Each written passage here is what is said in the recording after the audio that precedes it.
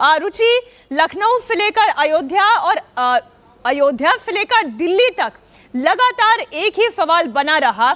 इतनी बड़ी धांधली हो गई, इतनी बड़ी चपत लग गई, अनिल मिश्रा क्यों उसी प्रीमाइसेस में अब तक मौजूद रहे, चंपत राय क्यों उसी प्रीमाइसेस में अब तक मौजूद रहे।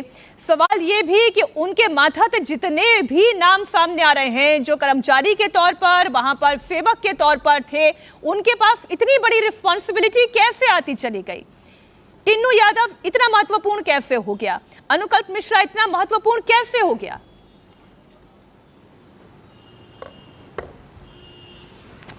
देखिए, इन्हीं सवालों के जवाब की वजह से ये कहा गया कि बहुत ज़्यादा नुकसान हो चुका है। राम मंदिर कैसे बना, कैसे कोर्ट में केस चला, उसके बाद किस तरह से वो मंदिर बनना शुरू हुआ और उसका काम पूरा किया गया, तो सरकार को ये लगा कि ये सब जो मामला उठा है चढ़ावा चोरी का, इससे बहुत ज़्यादा नुकसान हो रहा है। जो आस्था है लोगों की, उसमें बहुत तरह के सवाल उठ रहे हैं और जो कुछ किया था सब पानी में जा रहा है। तो ये कहा गया कि नैतिकता के आधार पर इस्तीफ़ा इनको देना चाहिए। अब इनका क्या रोल है, ये उसमें शामिल थे, इनके पास हिस्सा गया कि नहीं गया, ये पुलिस जांच करेगी और एसआईटी जांच करेगी।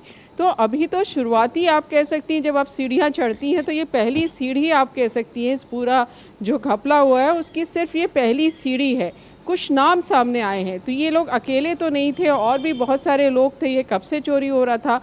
तो अब एसआईटी जब ये जांच करेगी, ये कहा जा रहा है एसआईटी की टीम अब फिर अयोध्या जाएगी। बहुत सारी चीज़ें हैं जिनकी जांच करना बाकी है। तो एसआईटी एक तरफ जांच करेगी, दूसरी तरफ पुलिस करेगी, क्योंकि पुलिस ने इन लोगों को पकड़ा है। अब इनसे पूछताछ की जाएगी, नाम पूछे जाएंगे कि तुमको किसने नौकरी पर रखा था, तुम कैसे वहाँ पे अंदर पहुँचे, कौन तुम्हें वो ताकत दे रहा था, टिन्नू यादव के पास आखिर चाबियाँ कैसे रहती थी, किसके कहने पर टिन्नू यादव सब चाबियाँ रखता था।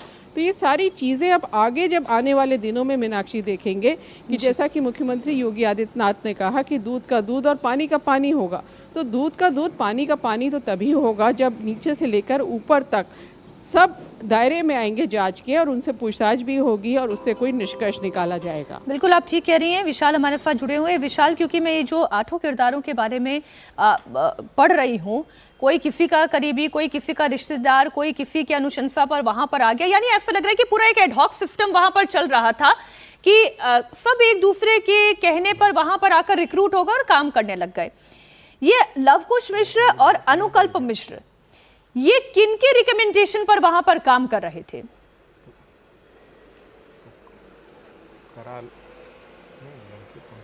देखिए, जो आपने मीनाक्षी कहा कि यहाँ पर जिस तरीके से एक दूसरे के रिश्तेदार काम कर रहे थे, एक दूसरे के साथ उनकी पुरानी जान पहचान थी और बॉन्डिंग इस तरीके की थी कि चोरी कोई कर रहा है, हिस्सेदारी सब में बट रही है और कोई भी एक दूसरे के बारे में जानकारी नहीं दे रहा है। जो लवकुश मिश्रा है, लवकुश मिश्रा का सगा बहनोई अनुकल्प मिश्रा उसी ट्रस्ट के जरिए वो वहाँ काम करता था। और ये बताया जाता है कि जो अनुकल्प मिश्रा के पिता हैं वो भी पहले वहाँ पर काम करते थे और उन्हीं के अनुशंसा के आधार पर, संस्तुति के आधार पर इस पूरी जो कार्रवाई है लोगों के नौकरी लगने की वो की गई है। और इसके पीछे भी अगर कोई सूत्रधार एक कॉमन है तो वो है टिन्नू यादव। टिन्नू यादव का अपना सगा भतीजा मनीष यादव वो भी यहाँ पर काम करता था, वो भी कैश गिनने की जो पूरा काम था उसको करता था। और मनीष यादव के घर में बताया जा रहा है, जो सूत्र हमको बता रहे हैं, कि न सिर्फ कैश की बरामदगी हुई है बल्कि कुछ आभूषण भी बरामद हुए हैं। यानी कि लवकुश के घर से 10 लाख रुपए कैश मिलता है, अनुकल्प मिश्रा के घर से 80 लाख रुपए कैश मिलता है। इसके अलावा टिन्नू यादव का जो भतीजा है मनीष यादव,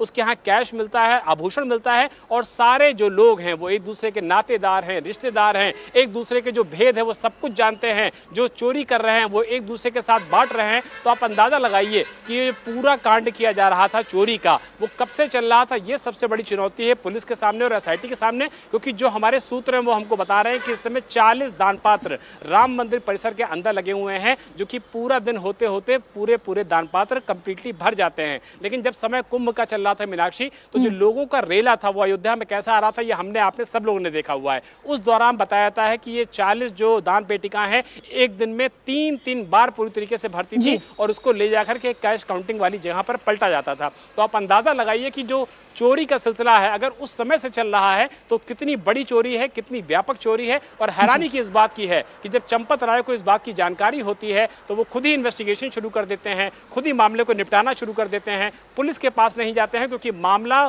क्रिमिनल कॉन्स्पिरेसी का है। और कई लोग जो ये तर्क देते हैं ना कि बड़े ओल्ड स्कूल किस्म के चंपत राय थे और इस तरीके से उनके काम करने की प्रक्रिया थी या है, किसी के ऊपर भी विश्वास कर लेना। अच्छा, उनके साथ उनके मातहत कोई व्यक्ति लगातार जुड़ के काम कर रहा है तो आपने उसी को विश्वास करके आपने उस पर काम सौंप दिया। ऐसे नहीं होता है। और ये पैसा ऐसी चीज है किसी को भी भ्रष्ट बना सकता है।